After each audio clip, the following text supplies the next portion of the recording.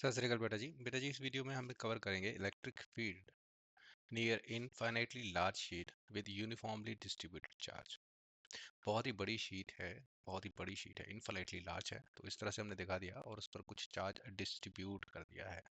ये areal charge होगा, areal charge density का यूज होगा यहाँ पे। और यहाँ पे डॉटेड लाइन से इसलिए दिखाया है कि हम बता सकें कि ये इतना ही एरिया नहीं है, इट इज इनफाइनाइटली लॉन्ग, जितना मर्जी बड़ा बना सकते थे। कॉपी की लिमिटेशन है हमारी, इसलिए डॉटेड से दिखा दिया है और सिर्फ इस एरिया को डेरिवेशन में यूज कर रहे हैं अपने पर्पज के लिए। अब देखिए हमने क्या करना है, यहाँ पे इसको, इस शीट को वाई जेड प्लेन में रख देना है। वाई जेड प्लेन में क्यों कर रखा हूँ, जिससे हमें थ्री डिमेंशनल थोड़ा सा फिगर दिखे। इस फिगर को वाई जेड प्लेन में रखने का मतलब है कि वाई एक्सिस मान लीजिए ऊपर को है और जेड आपकी तरफ आ रही है, इसलिए ये थोड़ा सा टेढ़ा सा करके दिखाया हुआ है हमने। वैसे अगर होता तो आपको सिर्फ सिंपल एज ही दिखता। अब हमने उसकी एक्स एक्सिस पे एक पॉइंट ले लिया, ये पॉइंट ले लिया। यहाँ पे ढूंढनी है हमें इलेक्ट्रिक फील्ड। ले लिया एक पॉइंट नियर इन्फिनिटली शीट के, ठीक है ना, वाई जेड प्लेन में रखा है उसे, और एक्स एक्सिस पे एक पॉइंट है तो वो वहां पर रख लिया। थोड़ा सा समझ लीजिए, अगर शीट को अगर बिल्कुल सामने से देखते तो आपको ये एज ही दिखना है, ठीक है ना। तो this is Y Z plane. थोड़ा सा अगर इतना सा शीट दिखाऊं, this is the Y Z plane, और ये रहा हमारा पॉइंट बी। तो एक्चुअली ऐसे हो रहा है, बट यहाँ थोड़ा सा डिटेल में दिखाया गया है और कुछ नहीं। तो चलिए आगे चलते हैं। तो देखो यहाँ पर जब भी हमारी डिस्ट्रीब्यूशन होगी, चार्ज डिस्ट्रीब्यूशन होगी, तो हम चार्ज क्यू की बात नहीं करते हुए हम चार्ज डेंसिटी की बात करते हैं। एरियल चार्ज डेंसिटी जो होती है वो हम सिग्मा से दिखाते हैं, सिग्मा बोलते हैं इसे, और इसे सरफेस चार्ज डेंसिटी बोल दिया शीट के लिए। तो सिग्मा होता है क्या, चार्ज बाय एरिया। तो एरियल चार्ज डेंसिटी है तो डिवाइडेड बाय एरिया होगा।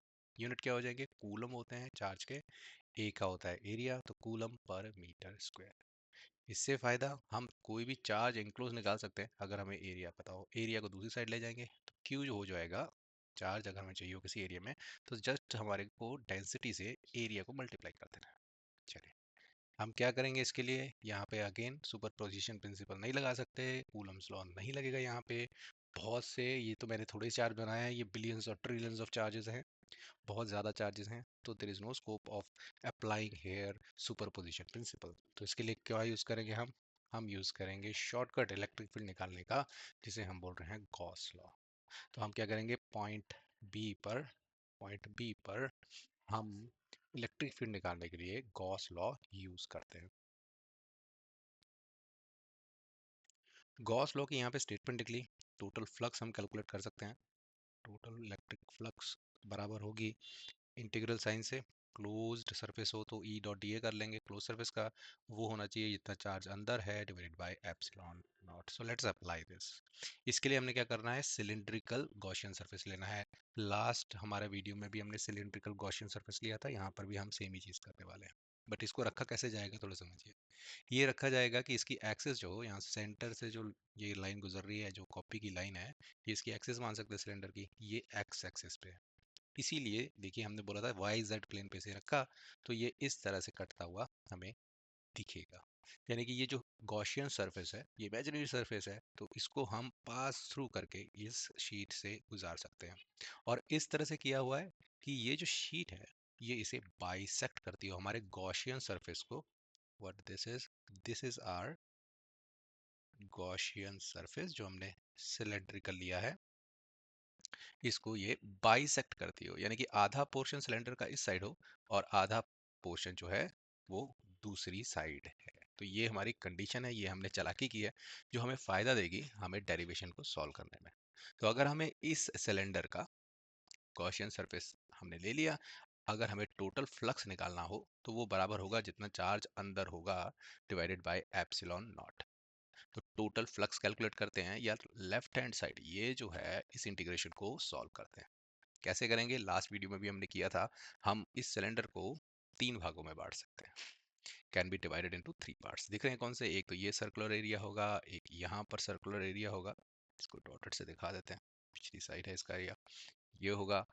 और लेटरल सरफेस होगा, लेटरल सरफेस वही साइड का एरिया को स्पेशल नाम दे दिया, लेटरल सरफेस एरिया होगा।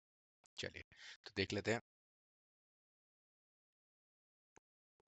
तो हमने तीन सरफेस एरियाज में बांट लिया है। सर्कल एरिया है एक राइट साइड में, ये वाला, एक लेफ्ट साइड में होगा, बिल्कुल बराबर एरिया बट लेफ्ट साइड में, और एक लेटरल सरफेस एरिया है इस सिलेंडर का। हो गया क्लियर? ठीक है, तो अगर हमें टोटल फ्लक्स निकालना है तो हम क्या करेंगे, हम इसको बांट लेंगे, तोड़ देंगे सरफेस को, और हर सरफेस से फ्लक्स निकाल लेते हैं। यानी कि अगर हमें टोटल ये जो लेफ्ट हैंड साइड थी हमारे गॉस लॉ की, इसको तोड़ देते हैं तीन पार्ट में। पहला, राइट सर्कुलर एरिया, फिर कर लीजिए ऐड फ्लक्स जितनी क्या रही है लेफ्ट सर्कुलर एरिया में, फिर ऐड कर दीजिए जितना लिटर सरफेस में जा रहा है। तो इन तीनों चीज़ों को ऐड कर दें तो हमें मिल जाएगा टोटल फ्लक्स। यही स्ट्रेटेजी रहेगी, लास्ट वीडियो में भी हमने यही स्ट्रेटेजी अपनाई थी। चलो आगे चलते हैं। तो ये डायग्राम दोबारा से बना लिया। सबसे पहले यहाँ पे हमारा फोकस आएगा सर लेटरल सरफेस पे कितनी फ्लक्स जा रही होगी, जो साइड का सरफेस है सिलेंडर का वहाँ पे कितनी फ्लक्स होगी। तो देखो वहाँ पर कोई भी डीए अगर आप लेते हैं, जैसे मैंने यहाँ पर एक डीए लिया है, तो इसका जो एरिया वेक्टर होगा वो बनेगा बाहर की तरफ जाता हुआ, हमेशा क्लोज सरफेस से आउटवर्ड्स ही हम निकालते हैं अपना एरिया वेक्टर। इलेक्ट्रिक फील्ड कहाँ जा रही होगी सर, वो तो इस सरफेस की 90 डिग्री जा रही होगी। एक शीट देखिए, एक शीट पे चार्ज है तो उसका 90 डिग्री से एकदम परपेंडिकुलर, इस शीट से परपेंडिकुलर लाइंस निकल रही हो, और इस ए के एरिया वेक्टर के बीच में एंगल कितना हो गया, 90 डिग्री का फायदा हो जाएगा। इसके कारण क्या होगा, हमारा जो cos 90 होता है वो जीरो होता है। तो जो हम लेटरल सरफेस के इंटीग्रेशन करना चाहते थे उसे खोलते हैं हम, डॉट प्रोडक्ट है ये, तो डॉट प्रोडक्ट खोलते हैं तो ई डी ए कॉस 90 हो जाएगा, ये तो जीरो हो जाएगा। तो हमारा जो तीन एडिशन करना था उसमें लेटरल सरफेस की टेंशन नहीं लेनी, और we can say there be no flux crossing through this lateral surface. तो छुट्टी होगी इस एरिया की। अब कौन से दो एरिया रह गए, एक ये एरिया रह गया है राइट साइड का सर्कुलर एरिया, और एक ये एरिया रह गया है। चलिए प्रॉब्लम नहीं है, ये दो सरफेस एरिया रह गए। तो हम सबसे पहले राइट पे फोकस करते हैं, तो let's calculate flux through the right circular area. ठीक है ना, तो ये हमें इंटीग्रेशन सॉल्व करनी है। अब सिमेट्री के हिसाब से क्या होगा देखिए, यहाँ पर अगर इस डायग्राम को देखें आप, और राइट साइड में एक छोटा सा डी ए ले लूँ यहाँ पर, तो उसकी डायरेक्शन आउटवर्ड्स होगी, बाहर की तरफ होगी। कोई भी एनक्लोज सरफेस हो और वहाँ पर कोई भी डी ए लिया जाए तो वो बाहर की तरफ होता है, और ये 90 डिग्री होगा सरफेस पे। इलेक्ट्रिक फील्ड की डायरेक्शन सेम ही होगी। देखो ये शीट जो है 3D में दिखाई गई है, अगर इसको एक्चुअल में देखना है तो इस तरह से होगा, आपको एज दिख रहा और इलेक्ट्रिक फील्ड ऐसे निकल रही होगी, this is the positive charge, तो इलेक्ट्रिक फील्ड इस तरह से निकल रही होगी। अब सिलेंडर का एरिया कुछ इस तरह से है तो उसका एरिया भी इसी तरफ होगा, है ना? तो एक तो पता लग गया कि डायरेक्शन जो होगी इलेक्ट्रिक फील्ड की और डीए की सेम होगी, तो कॉस थीटा कॉस जीरो हो जाएगा, वन हो जाएगा। तो एक फायदा हो गया, इंटीग्रेशन ईजी हो जाएगी। और दूसरी चीज़, यहाँ पर इलेक्ट्रिक फील्ड कोई भी पॉइंट हो इस सर्कुलर एरिया पे सेम होगी इलेक्ट्रिक फील्ड की मैग्नीट्यूड। ये मैं क्यों बोल रहा हूँ, अगर ये रेक्टेंगल जैसा छोटा सा डी एरिया जो मैंने यहाँ दिखाया है, अगर ये एरिया यहाँ पे लिया होता यहाँ पे टॉप पे, तो क्या फर्क पड़ जाता इलेक्ट्रिक फील्ड का? नहीं, शीट से डिस्टेंस सेम होता। सिलेंडर है ये, परफेक्ट सिलेंडर लिया हुआ है हमने, ये टूटा तो है नहीं यहाँ से, है ना? इसकी शेप अलग नहीं हो सकती, बिल्कुल जो ये सर्कल होगा उसका कोई भी पॉइंट ले लें इस सर्कुलर एरिया पे, उसका डिस्टेंस इस शीट से सेम होगा, तो इलेक्ट्रिक फील्ड सेम होगी, सेम मैग्नीट्यूड की होगी। तो ये दो पॉइंट यहाँ पर नोट कर लिए, और अब इसको सॉल्व करते हैं, इसको खोल लेंगे, E D A cos theta कर लेंगे। तो यहाँ पर ये किया जा रहा है, देखो राइट सर्कुलर एरिया लिया, खोल दिया से E multiply by D A cos theta, cos zero one हो गया। ई को बाहर ले सकते हैं क्योंकि कांस्टेंट है सर्कुलर एरिया पे, तो ई बाहर आ गया है, और इंटीग्रेशन ऑफ डी ए रह गई। मतलब सर्कल का छोटे छोटे पार्ट कीजिए, ये सर्कल रहा, छोटे छोटे पार्ट अगर इकट्ठे कर दूं, है ना, तो क्या हो जाएगा, टोटल एरिया ही बन जाएगा सर्कल का। अब इसको कई बुक्स में क्या करते हैं, पाई आर स्क्वायर करके लिख देते हैं, बट हमने क्या किया, इसको ए करके मान लिया। मान लीजिए ये जो सर्कल एरिया है सिलेंडर का लास्ट में एरिया आ रहा है, इसे हम ए बोल देते हैं। पाई आर स्क्वायर भी ले सकते हैं इसको रेडियस आर मानकर, क्योंकि वो सर्कल का एरिया होता है ना, पाई आर स्क्वायर से निकालते हैं, बट हम ए मान रहे हैं इस डेरिवेशन के लिए, ये सिंप्लिसिटी के लिए है, आप अपने हिसाब से कर सकते हैं। तो यहाँ पर हम कह सकते हैं जो ई बाहर आया था, इंटीग्रेशन ऑफ डी ए रह गया था, वो सर्कल का एरिया होगा, और उस सर्कुलर एरिया को हमने बोल दिया ए। तो हो गया ई इंटू ए। ये तो हुई राइट साइड की बात। अब देख लेते हैं लेफ्ट साइड क्या होगा। देखो जो लेफ्ट साइड में एरिया है वो तो सिमेट्रिकल होगा, यानी कि जब हमने बोला था शीट कुछ इस तरह की है, शीट कुछ इस तरह की है, तो जब हमने ऐसे सिलेंडर क्रॉस किया तो जितना यहाँ डिस्टेंस था उतना ही पीछे भी डिस्टेंस गया होगा, सिलेंडर बिल्कुल सेम है। तो इसकी जो सिमेट्री के कारण जितनी यहाँ पर फ्लक्स जारी होगी वहां पर भी इतनी फ्लक्स जारी होगी, सेम टू सेम फ्लक्स जारी होगी, याद रखना, क्योंकि ये डिस्टेंस सेम है। तो यहाँ पर फ्लक्स और यहाँ पर फ्लक्स दोनों जगह सेम है, तो लेफ्ट साइड की इंटीग्रेशन करने की जरूरत ही नहीं है, उसका मैग्नीट्यूड उतना ही होगा जितना राइट साइड में है। तो यहाँ पे लिखा हुआ है also due to symmetry flux through right and left area will be equal as cylinder is bisected by the sheet. बीच में से आधे में काट दिया गया है इसके कारण। The magnitude will also be the same as both circular areas are at the same distance from the sheet. कोई फर्क नहीं पड़ने वाला फ्लक्स में।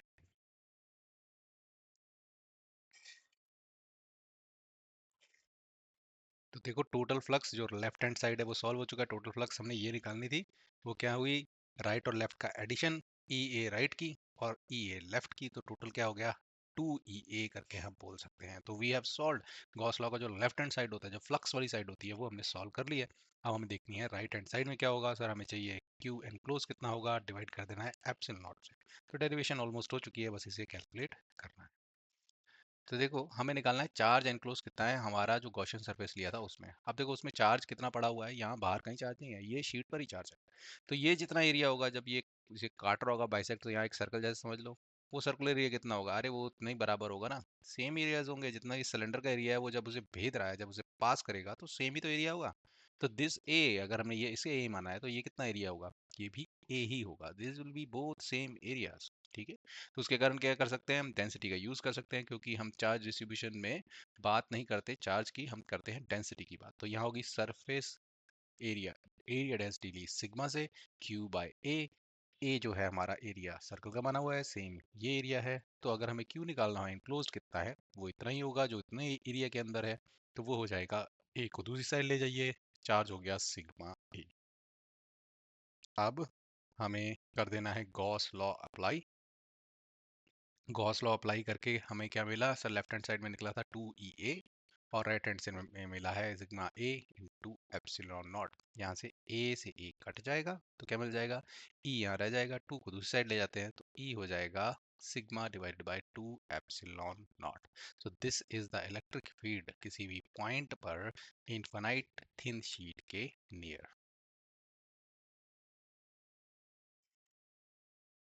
थोड़ा सा रिवाइज कर लेते हैं। हमें एक थीन शीट दी गई, हमसे पूछा गया किसी पॉइंट पी पर इलेक्ट्रिक फील्ड निकालो। हमने क्या किया, एक गॉसियन सरफेस चूज कर लिया, इस तरह का सिलेंडर। अब होगा क्या, लेटरल सरफेस पे कोई भी फ्लक्स क्रॉस नहीं करेगी, एंगल जो है 90 हो जाएगा डी और ई के बीच में।